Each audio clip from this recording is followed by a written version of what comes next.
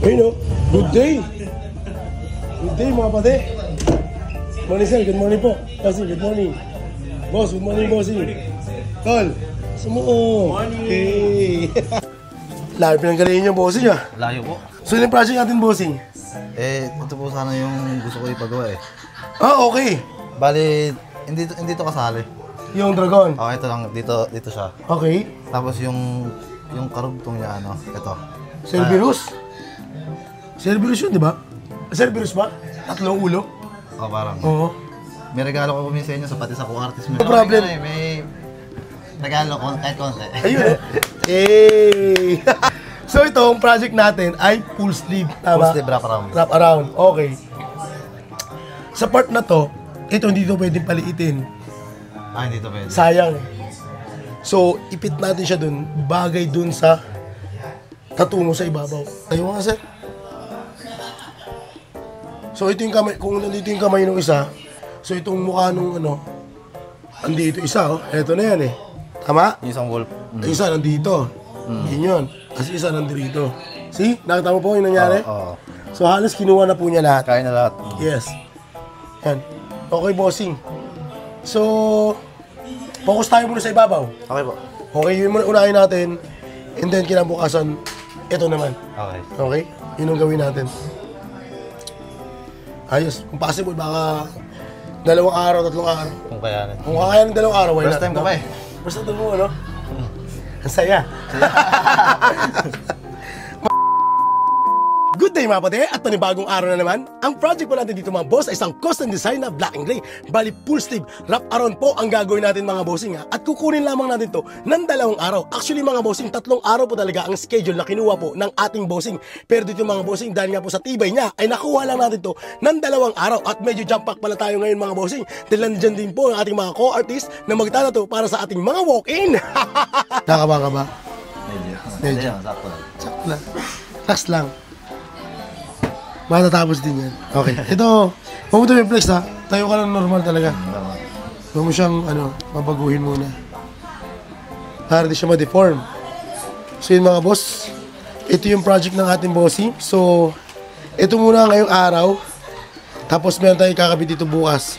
So, patatakbuhin natin ito ng 3 araw. Tingnan natin, kung kaya ng 2 araw, why not, di ba? So, sa ngayon, ito muna ilalagay natin dito. So, syempre, kailangan natin itong idikit muna. Nang sa ganun is makita na natin yung mga natitirang space pa para bukas. So yun mga boss, ito yung project natin ngayong araw.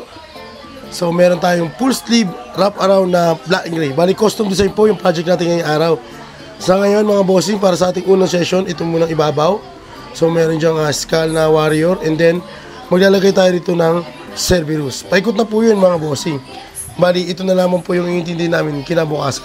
So sana is malaki-laki yung magawa natin ngayong araw. At ito ang request ng bossing natin from South Australia. South Australia. Parang kinakabahan si bossing. Relax lang bossing, kalma lang.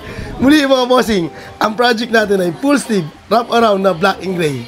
Game! At ayun na nga, game na tayo. So dito mga bossing, habang tayo ay nag-session, ay nagkakwentuhan tayo ng ating bossing. At dito nga po ay nabanggit niya na isa po siyang landscaper sa ibang bansa. Ngayon mga bossing, nasa construction po yung ating bossing.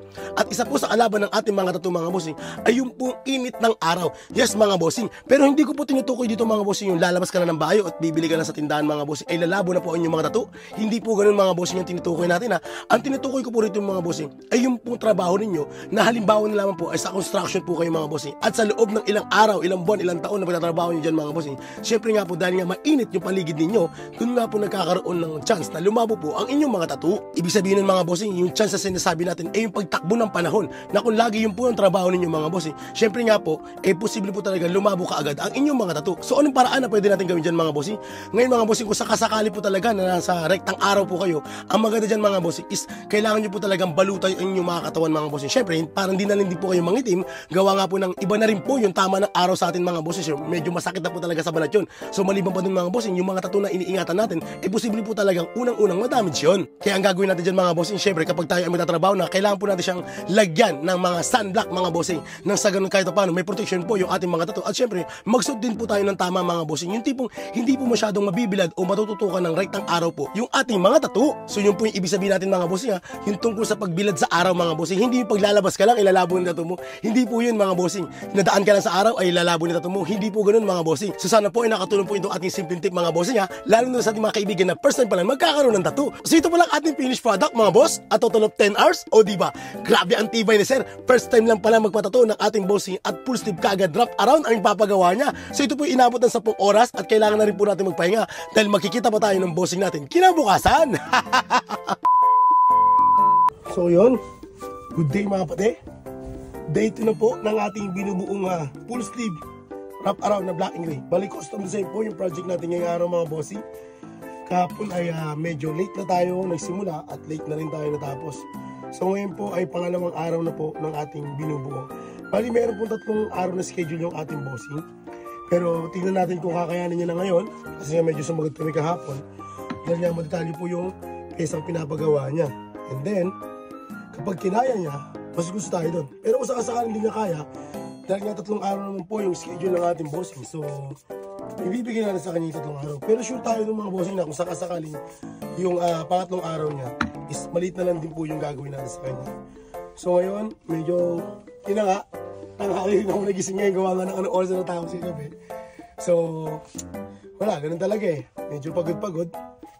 Kailangan talaga. Magpapasko na eh. Magpapasko na at kailangan na natin mag-ipon-ipon dahil nga malamang marami ng makakatok na naman dyan ng mga inaanak at kailangan mo i-ready yung sarili mo dyan. Pwede ko sabihin sana na busy si Tito eh. O busy si Ninong. Kaso nga lang hindi mapahig yung mga yun. Aantayin ka talaga na sa gate. So ngayon mga bossing, puntahan natin yung ating bossing doon. Gawa nga lang nag-aantay na siya doon. Game! So dikit muna natin to. Steady ka lang ha. So sa part na to, katulad niya yung kamay yellow basta, di ba? Ako boss. Ito yan. Siguro yung kamay na to, i-adjust ulit to. Okay boss. Putulin natin to. Adjust natin.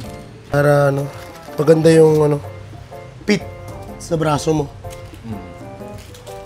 So, steady lang. Ito, kung normal lang ha. Kung i-flex ha. Kasi overlap na natin to. Hindi nakakita yung buong mukha. Gagaling ka, boss. Magic.